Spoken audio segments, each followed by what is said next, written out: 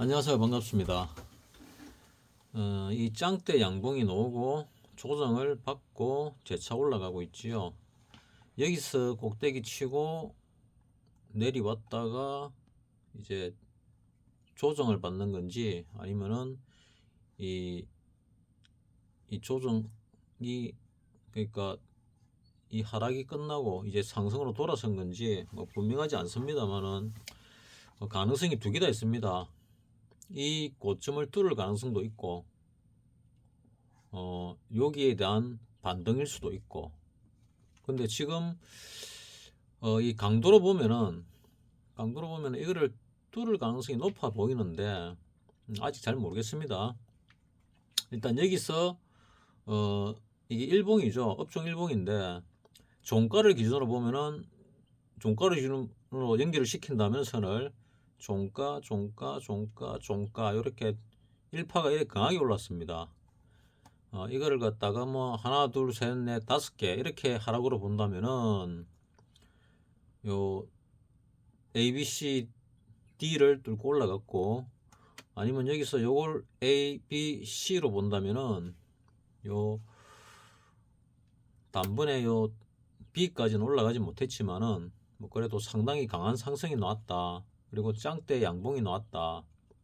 이 짱대 양봉이 나오는데 돈을 얼마나 많이 썼냐? 뭐 그렇게 많이 쓰지도 않았다. 외국인들이 이렇게 보입니다.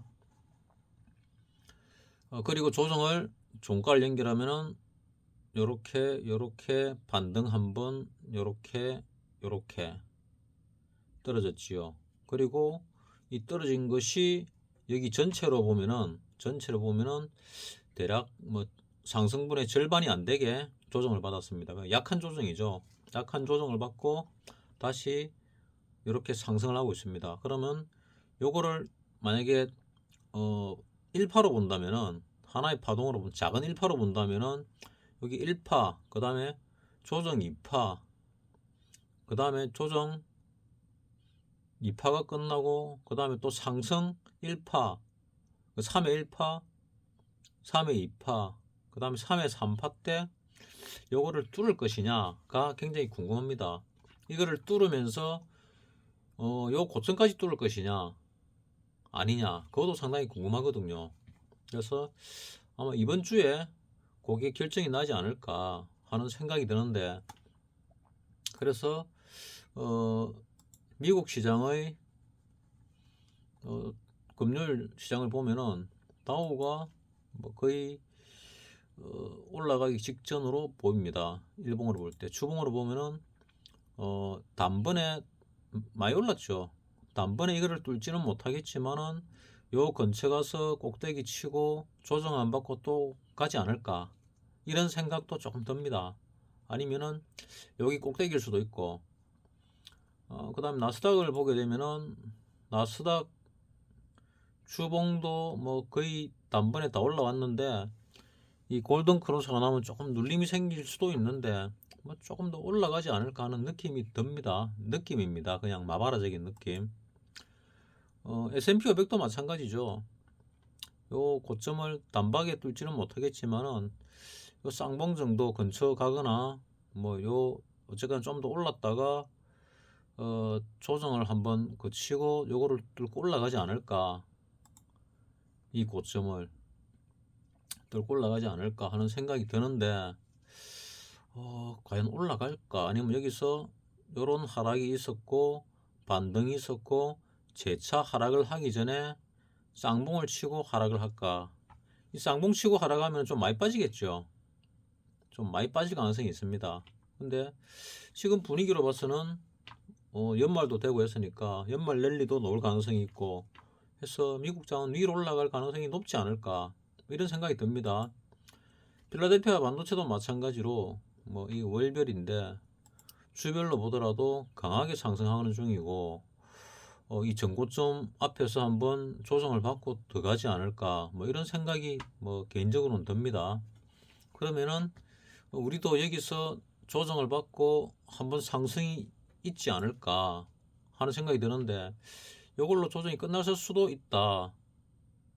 아니면 월요일 날 한번 요때 들어와 가지고 요때 들어온 것들 한번 털어내고 주 중후반에 올라갈 수도 있고 아니면 주 초에 올라갈 수도 있는데 뭐 그건 잘 모르겠다. 잘 모르면은 뭘 봐라? 거래량을 봐라. 그래서 그럼 거래량을 한번 볼게요. 거래량 보면은 개인이 뭐 대체적으로 팔고 있죠. 팔고 있고 11월 15일 날 상당히 많이 팔았네요.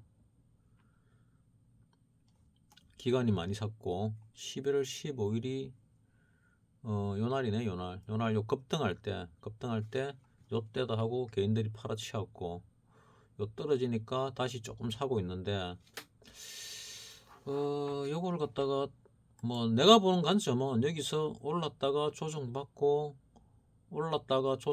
요 박스권을 깨면서 위로 가지 않을까 하는 생각을 하는데 이 박스권을 아래로 깰 가능성도 뭐 일어나야 됩니다. 그래서 지금 상황에서 어떻게 해야 되냐? 내가 요 밑에서 내려올 때 매수를 추천을 했지요. 그리고 올라갈 때 뭐 알아서 매도하시라 했고, 그러면은 요런 날 깡하게 슈팅 놓은 날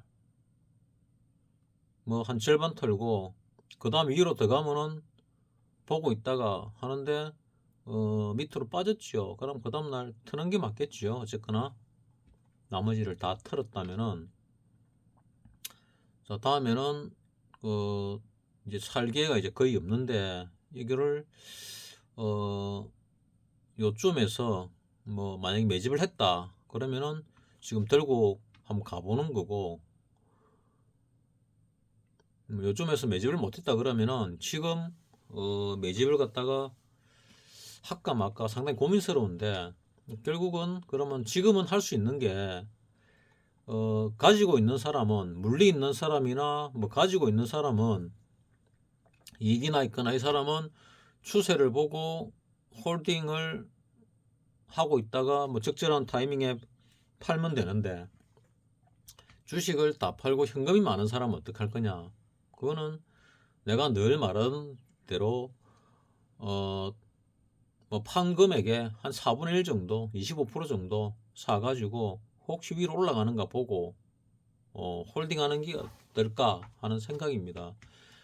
우리나라 그 뭐 시장으로 볼 때 언제 폭락이 일어나도 이상하지 않는 시장이 계속되고 있습니다. 어쨌거나.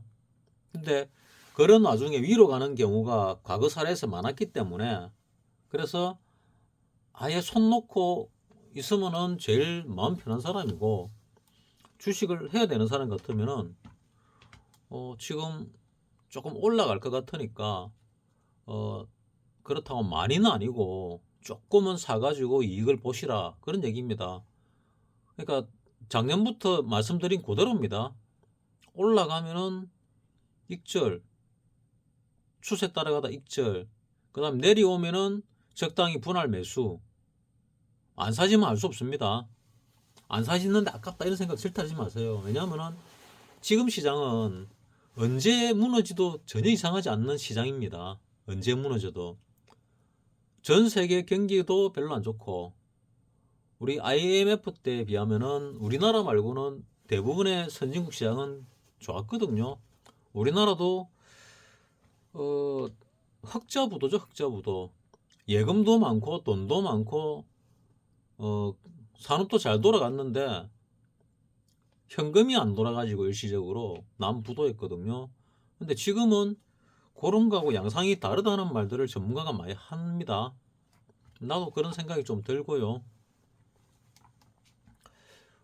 그래서 요 상황에서는 자기가 노리고 있던 종목이 많이 올라가면은 따라가지는 모르겠습니다. 자기 기법에 따라서 자기 매매 스타일 따라서 따라가는 매매를 하는 사람도 있고 뭐 눌림목 매매 하는 사람도 있을 건데, 뭐 따라가는 사람은 뭐 손절을 잘해야 따라갈 수 있지요. 그 다음 눌림목 매매를 하는 사람은 눌림목 들어가면은 반등이 최소한 그만큼 놓으니까 들어가는 거 아닙니까? 그래서 그런 매매를 하는데 비중 조절, 결국 고수하수 차이는 시장을 보는 거는 비슷하고 틀리는 것도 비슷합니다. 맞추는 확률도 비슷하고 별 차이 안 납니다. 근데 고수는 돈 벌고 하수는 못 버는 이유가 한번 생각해봐도 뭐 박사님 말씀도 그렇지만은 비중과 관계된 게 다인 것 같아요. 비중. 그래서 내가 항상 비중을 갖다가 어떻게 해라는 말을 중점적으로 합니다. 여기서 만약에 주식이 날라갔다, 에이 돈 못 벌었다, 괜찮습니다. 현물 시장에서 돈 벌 수 있는 기회가 또 있거든요. 뭔 말이냐? 주식 시장은 경기를 선행하지요. 보통 6개월 선행한다 그럽니다. 근데 부동산 시장은 경기를 후행하지요. 한 9개월 후행한다 그럽니다. 그러면 1년 3개월의 갭이 생깁니다. 1년 3개월의 갭. 그럼 우리가 여기서 떨어졌을 때 이 바닥이 언제냐? 바닥이 9월입니다. 9월. 9월 말이거든요. 그러면은 1년 3개월 후면은 올 연말이 주택시장의 바닥일 가능성이 많다는 얘기죠. 그럼 올 연말부터 조금 더 앞뒤로 잡으면은 한 3개월 정도 더 잡으면 올 연말부터 내년 봄 정도까지가 주택시장의 바닥이 될 가능성이 많다. 지금은 바닥이 아직 아닌 것 같거든요. 그래서 조금 딜레이 돼 가지고 한 3개월에서 6개월 정도 더 딜레이를 시켜보자. 그러면은 내년 한 3월부터 내년 6월 정도 주택시장에 바닥이 올 가능성이 많지 않을까, 뭐 이런 생각이 듭니다. 그러면 앞서부터 말씀드린 내년 뭐 봄쯤에, 봄에서 여름 사이에 바닥이 온다와 거의 유사하죠. 지금도. 그러니까 바라보는 게 거의 동일하다는 얘기입니다. 그리고 주봉으로 볼 때 요 매수 신호가 나왔지요. 침체 구간이 끝나고 매수 타이밍이 나왔습니다. 그래서 매수를 할 만하다. 근데 얼마나 많이 할 거냐의 비중의 문제입니다. 언제 바닥으로 날아가도 이상하지 않는 시장에서 여기에 뭐 몰빵을 한다, 이건 아니죠. 이건 절대 아닙니다. 아니고 그러면 몰빵 안 해가 올라가면 어떡하냐? 올라가면 넣은 만큼 벌면 되지요. 주식시장에서는 가장 중요한 게 보니까 안 잃는 게 가장 중요합니다. 기회는 언제든지 오거든요. 올라가는 와중에도 눌림이 들어옵니다. 어떤 사건이 있었으라도 들어옵니다. 뭐 흔들기겠죠. 흔들기가 들어오거든요. 그러니까 그때 사면 됩니다. 올라가는 게 확실하면은. 자, 일별 매매에서도 외국인들 아직 팔고 있다는 정황이 없잖아요. 계속 팔다가 11월 2일부터 사기 시작했다 아닙니까? 11월 1일부터 사기 시작할 때 초기에는 뭐 조금 빠졌지만은 그래도 이제 초기에 빠졌나? 뭐 어쨌거나 올랐네요. 초기에 올랐는데 외국인 사기 시작하면서 올랐다 아닙니까? 근데 아직 외국인이 팔고 있지 않거든요. 외국인이 산 다음에 기관이 사거든요. 외국인이 샀고 그 다음에 기관이 사고 있네요. 전 금융투자 뭐 1조 6천억을 사가지고 뭐 2천억 팔았으니까 뭐 1조 4천억 산 거 아닙니까? 그래도 그러니까 외국인과 기관이 산다, 개인이 판다. 개인은 어느 순간 요거를 뚫고 올라갈 때 매집이 들어가겠지요. 그러면 또 거품이 생길 것이다. 거품이 생기면은 막 올라가다가 뭐 한 3천 간다 어쩐다 하다가 갈 수도 있고 못 갈 수도 있을 건데, 그러면은 개미들이 다시 열풍이 불어가 들어올 때 그때 던지시라. 한 90%, 100%다 던져도 되고, 수익이 안 나면 그럼 뭐 들고 가야죠. 왜냐면 수익이 안 나고 세력이 남아 있고 별 이상이 없으면은 망하지 않은 회사 같으면 들고 가는 거고, 망할 가능성이 있고 세력도 탈출했으면은 빠져나오는 게 맞지요. 그래서 세력이 있는 종목들이 막 이 고점을 뚫고 이리 올라가면은 완전 순환매가 되면서 난리가 날 겁니다. 지금은 뭐 총선주 뭐 이런 게 꿈틀거린다고 얘기하는데 뭐 그렇겠지요. 나 주식을 잘 모르니까. 자, 그래서 이제 결론적으로 말씀을 드린다면은 우리나라 시장 어찌 될 거냐, 뭐 정확히 잘 모르겠다. 참 어렵습니다. 잘 모르면은 뭐를 봐라? 돈을 봐라. 그리고 선물을 보니까 선물도 뭐 비슷합니다. 올랐다가 조정받고 다시 오르는데 여기서 이 고점을 뚫고 갈 가능성이 참 많아 보인다. 어디까지 갈지는 모르겠는데. 그리고 우리나라 종목에서 빠지면 안 되는 삼성전자. 삼성전자도 일봉을 보면은 지금 과열권에 들었었는데 과열권에 들어서면서 이 고점을 뚫을 가능성이 보입니다. 근데 뚫고 갈 것인지 또 눌림이 들어올 것인지 이건 잘 모르겠습니다. 근데 뚫고 갈 가능성도 있어 보인다. 그 주봉을 보게 되면은 주봉상에 매수 타이밍이 나왔는데 이제 또 이 천장쯤에 왔지요. 천장쯤에 와가지고 여기 저항을 받고 떨어질 것인지 더 갈 것인지는 좀 두고 봐야 되겠다. 근데 요번에는 한 번, 두 번, 세 번째니까 뚫고 올라가지 않을까. 여기서 못 뚫고 내려오면은 뭐 6만원대 한 중반 정도까지 일단 7만원은 깨질 가능성이 많겠지요. 못 뚫으면은 한번 쉬었다가 재차 뚫는 시도를 할 수도 있고 뭐 어찌 될지는 잘 모르겠습니다. 하지만 이 주봉상 볼 때 삼성전자가 눌림이 오래됐으니까 이제 요거 뚫고 올라갈 때 되지 않았나, 8만원 근처까지 갈 때 되지 않았나 하는 생각은 개인적으로 하고 있습니다. 또 요즘 반도체 경기가 좋지요. 왜 좋냐? 수요가 많아서 좋습니다.